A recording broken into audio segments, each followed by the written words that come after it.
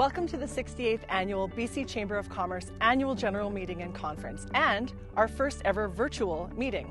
A big welcome to all of you tuning in from across the province, and a big thank you to Leo, Rob, Marty, Chris, and the team from Broadcast Centre here in Kamloops for helping me get this speech ready for you. I never thought I'd be delivering my incoming chair address somewhere like this. I'm here in my hometown of Kamloops on the traditional territory of the Secwepemc people, wishing we could have all been together in Prince George for this year for our AGM. But maybe this time apart gives us an opportunity to pause and be thankful for something I have always taken for granted, and that is physically being together at our AGM and conference. As a small business owner of a communications and stakeholder engagement firm, I've always been a fan of a good theme for a conference. I believe a theme gives focus and purpose. This year's theme is unity and community.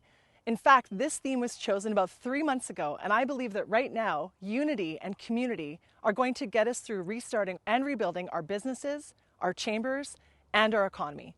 Let me offer a thought for you to consider in these times. You may have heard people saying, "I wish things could just go back to normal." I hear you, and I've said it myself. Our board and staff at the BC Chamber know most, if not all of you, have just come through some of the most difficult months of your business lives. You're working to keep things moving ahead, looking to the brighter days when businesses and organizations resume their operations and we can all fully dream, plan, and get moving again.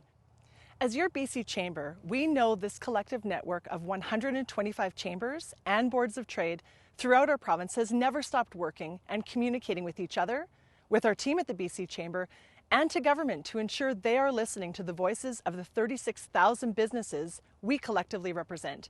If anything during this time, you've amplified your communications and your advocacy work, and that's inspiring. But here's my consideration. Many aspects of our old normal weren't ideal. You know what it was like. For many of us, it was a never-ending stream of emails, phone calls, meetings, getting home late from work, and so on. Yes, that's what it might take to run a successful business, and I get it. But I'd like to challenge all of us as business and community leaders to think about how we want to intentionally shape our new normal. How can we as a network further embrace our humanity, still remaining professional, but increasing our intention around being more personable, more connected, more mindful in our actions? Leading the recovery effort will be about so much more than supporting business. It will be about supporting people and communities too. As author Patrick Leoncini said recently, we as a culture have become so much more vulnerable with one another in these weeks of self-isolation and physical distancing. Think of an online Zoom meeting, for example. How many times in the past few weeks have you seen your coworkers' kids come into the room or a family pet make a cameo appearance? We know what each other's homes look like now. We've had an opportunity to see each other in casual attire. You know what I mean, suit jacket up top, sweats down below. We've all been there. Don't you agree it's impossible for us to not go back to normal now? As community and business leaders, let's challenge ourselves to create a new pathway to a new normal, one that allows us to find unity in our community, less about the professional appearances and more about the personal experiences. I believe this is where chambers of commerce and boards of trade can lead the way and shine. A few months ago, in one of our BC Chamber board meetings, our BCCE representative, Dan Rogers from Kelowna, made the simplest yet most profound statement: collaboration is in our DNA. Isn't that true? You could be a part of a myriad of great organizations and networks, but I believe the difference with chambers of commerce and boards of trade is our capacity to collaborate with thousands of businesses and organizational leaders to drive change. And if there was ever a time to harness the incredible value our organizations bring, I believe we're living in that time. How we work together now will determine how we emerge on the other side of this crisis. And I believe we will emerge from this crisis in one of two ways: weaker or stronger.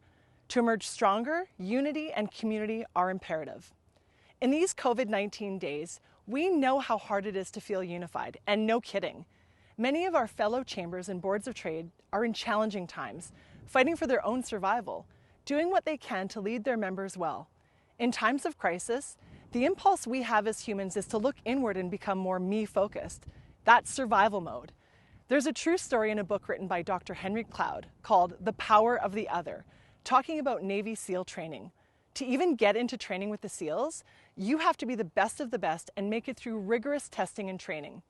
The final run-up to become a SEAL is known as Hell Week, a grueling exercise requiring the utmost physical and mental endurance, pushing these inspiring humans to their limits. Dr. Cloud's brother-in-law, Mark, was a Navy SEAL who passed this training.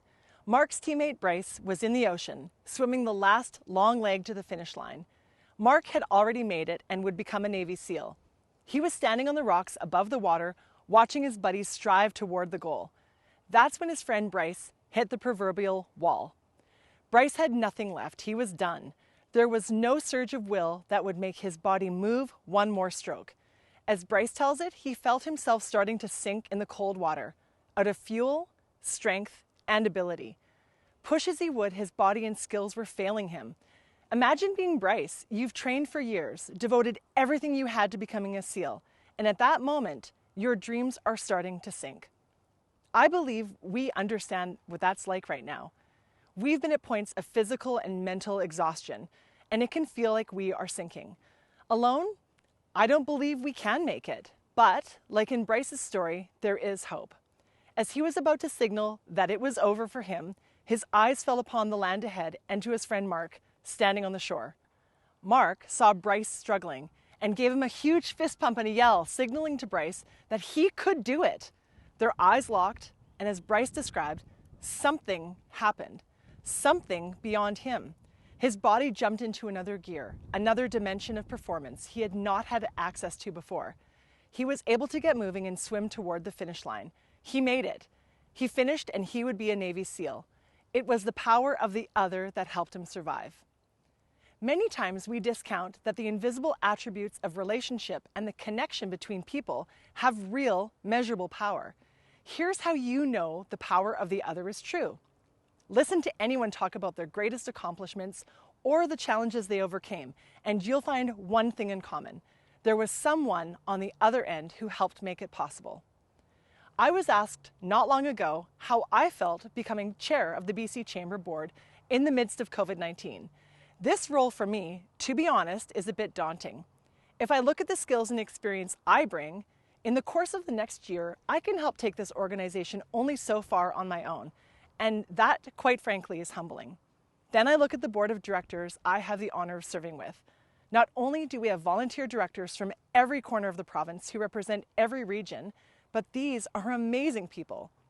HR experts, audit and financial specialists, trade and economic thinkers, hospitality professionals, lawyers, scientists, entrepreneurs. Heck, we even have a best-selling Canadian author on our board.